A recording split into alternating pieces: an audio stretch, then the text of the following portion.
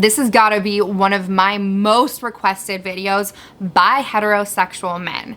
This is how to help your partner squirt. Now, y'all usually come to me with a question like, how can I make my partner squirt? How can I get my partner to squirt? But I want to ask you guys a question. And I actually want you to ask yourself this question. Why do I want my partner to squirt? Or if you're the receiving partner, why do I want to squirt? Oftentimes, I usually find people are giving me some sort of response that revolves around performance. Because a lot of us saw squirting for the first time when we watch adult entertainment. Or maybe you feel that if you get your partner to squirt, this means that you're a great or a good lover. Or perhaps you might be thinking, I might actually have a better orgasm if I squirt. Nonetheless, I don't know your why. Only you will have the answer for yourself. I can only speculate off of the responses that I've been personally told or that I have felt myself. But we both know why you came here, why you landed on this video, and why you're watching today. And it's because you want to know how you can help aid your partner in the squirting process. In this video, we are going to be specifically focused on partnered squirting. We will cover the prep, how to locate the G-zone, and then I'll offer you a couple of techniques that are gonna help your partner make it rain. But first, I wanted to take a second to talk about Beducated. They are giving you sex education like we all wanted, meaning demos on how to actually give and receive pleasure. Now that could be something like techniques on edging, maybe even dabbling into some kinks, and how to safely do so, all the way to their newest launch of Sex School, where they provide you with the how-tos. I just took the new demo on how to squirt, and I absolutely loved it. Not only is it done on 3 different women with 3 different outlooks of a vulva, but with 3 different techniques and with 3 different fluid levels, giving us the reality of what sex actually looks like and how we can actually provide for one another. Me personally, I love the live demos because I am a visual learner. You have to check it out. Beducated has gifted you 1 day of free entry into the site, allowing you to browse through all the courses that they have to offer. And when you get hooked, just like I did, they're gonna give you 40% off your whole year when you use the code PleasureBaby. I want you guys to get the sex education that we all wanted, the sex education that you guys deserve, with no restrictions, no community guidelines to navigate around. All you have to do is trust me, click the link down below and get your 1 day free access. Check it out. It's 100% risk-free, 14 days money back guarantee. This is just one of the ways that I start to learn more about different kinks, different sex techniques, different positions, body confidence, you name it, there is a course on it. But anyways, you guys get the deal. All right, now let's get back to getting things wet.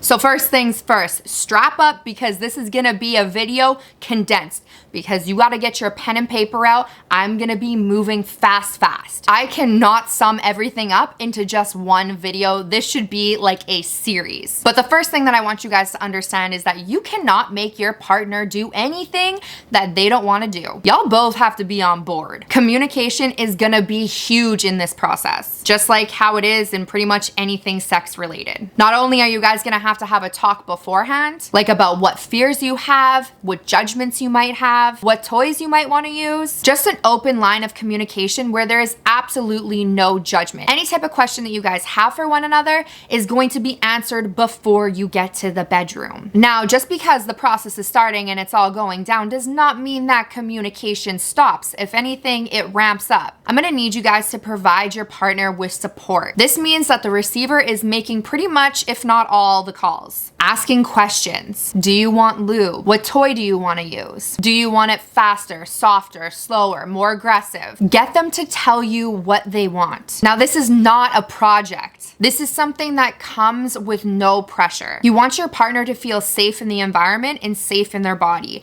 And to do so, oftentimes we as women love affirmation and love compliments, even if we say we don't. You're so pretty. I love hearing you moan. You're so sexy. So listen up, because you're gonna need to be actively listening. They're going to be telling you what they want, what they need, what they desire. And if they aren't giving you that conversation piece or that communication piece, ask for it. The next step that is crucial is that there is absolutely no pressure on your partner to perform. If it happens, that's great. If it doesn't happen, that's also great. It takes time and it takes patience. After all, when we learn how to do stuff, it takes a few times to give it a go before you really nail it or you decide, you know what, it's not really meant for me. Now, I'm letting you know right now, if you cannot normally take your time during foreplay, then you got another thing coming and it ain't gonna be her, honey. So like I said, one of the most important pieces is a no pressure zone. That means no rushing, no shaming. It's all about the journey and the trust built between you and your partner. They are openly wanting to learn with you.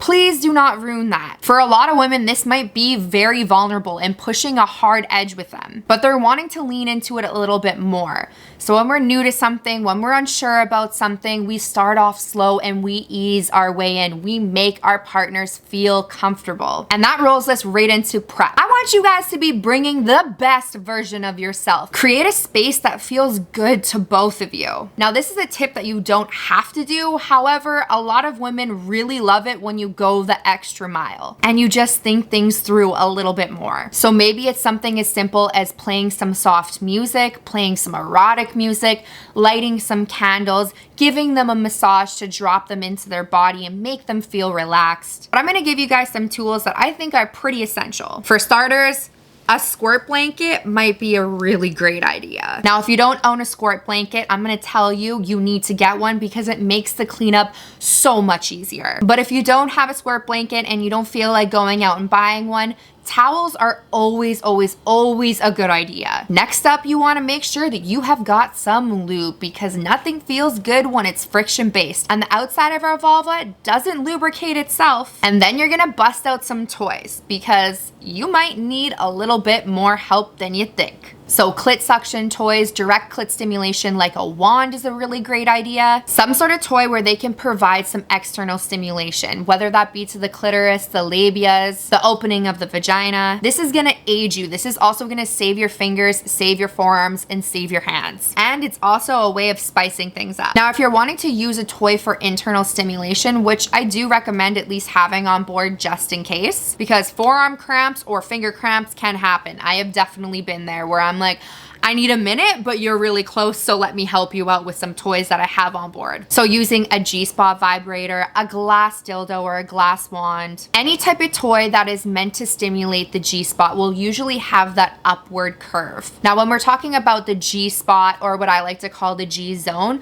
we're gonna need to help you guys understand where exactly that is. So after that warm up between 5 to 10 minutes of stimulating the outside of the vulva, stroking softly, gently, teasing her around her body, touching those erogenous zones, which I just did in a video last week. If you don't know some E zones, go and check that out. But you want to wait until they're extremely aroused. But how, Miranda, am I going to be able to know that my partner is actually aroused? Your vulva actually gets super swole. It gets engorged.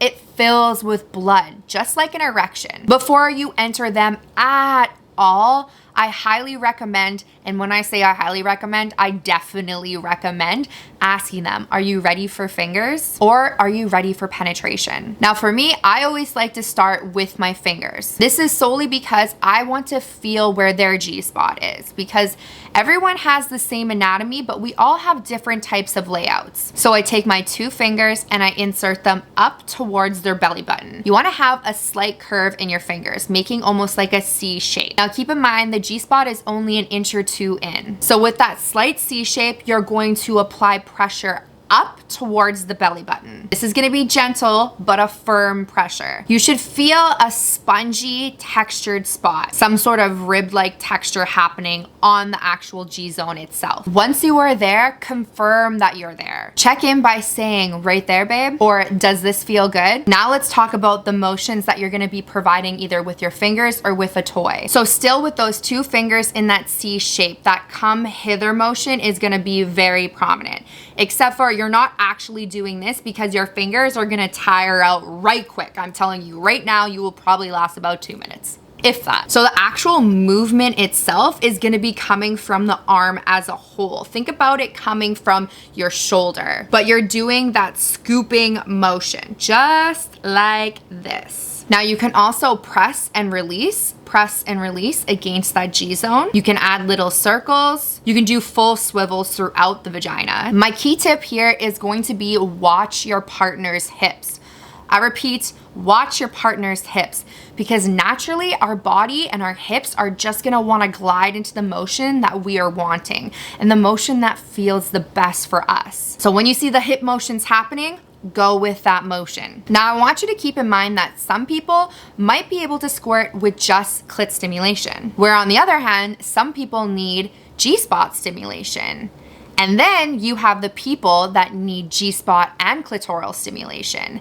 That's what makes the toys amazing, because she can be stimulating her clitoris while you are doing the work internally. Now, as you're watching their body and you're paying attention to the movement that is happening, you're gonna be able to tell when they're getting close to climax.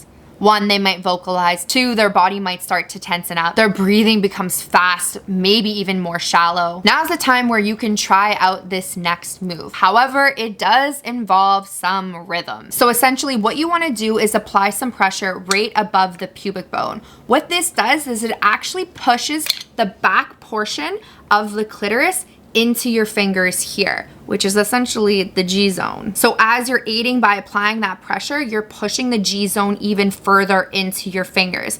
Now, some people want you to ramp up the speed here, and it can seem quite vigorous to some. However, there's oxytocin being released and adrenaline being released. So had you been doing this to her when she is not aroused, this would probably feel absolutely awful, and we would be thinking, what the heck are you doing? Please stop. But you can always check in with your partner. Right there, baby, you want me to go faster, slower, harder? Your partner will know when it's time to push, because when we are trying to squirt, we are doing a bearing down motion where we're pushing our pelvic floor muscles out. So when that happens, you'll feel a tightness happen around your fingers. This is a good time and the best time to pull your fingers out when they are starting to come. They are pushing out, which is going to be maybe potentially secreting that fluid or the squirt. And voila, you have the partner walkthrough of how to get your girl or how to help your girl squirt. I want you guys to keep in mind that the volume of fluid produced really ranges and can vary depending on hydration, the time that they are at in their cycle, and a bunch of other different factors. But usually it hits a range about 1 tablespoon. You're not necessarily gonna be getting that water gun super soaker splashing all over the walls, all over your face type of vibe. That doesn't always happen. Sometimes you just get a little bit of a trickle. And a lot of the times we actually don't notice, but this is happening during sex already. When you get that little bit of a puddle on the bed and then you ask your partner to switch sides because you don't wanna deal with that wet spot all night, yeah, you just squirted, but it happened internally because there was something inside of you.